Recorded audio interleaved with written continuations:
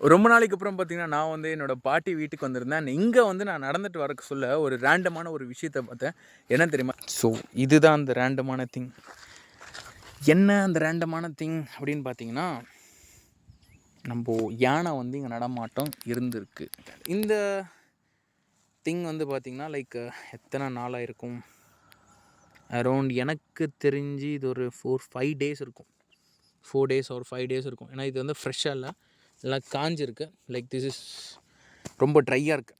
So இது வந்து 4, 5 days back தான் கண்டிப்பாக வந்து போட்டிருக்கு. இங்கே பாருங்கள், இந்த இடத்துல இந்த ஃபுல்லாக இது பண்ண இந்த வேலை வந்து பார்த்திங்கன்னா யானை தான். அதுவும் அந்த இடத்துல அங்கே ஃபுல்லாக பள்ளம் பண்ணியிருக்கு, இங்கெல்லாம் பள்ளம் பண்ணியிருக்கு.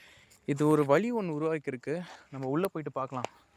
இங்கே பாருங்க, எல்லாமே ஆக்சுவலாக இது வந்து ஃபுல்லாக இது வந்து க்ளோஸாக இருந்த இடம், லைக் ஃபுல்லாக செடியாக இருந்த இடம். இந்த இடம் பாருங்கள் எவ்வளோ ஓப்பனாக இருக்குது அப்படின்னு சொல்லிட்டு.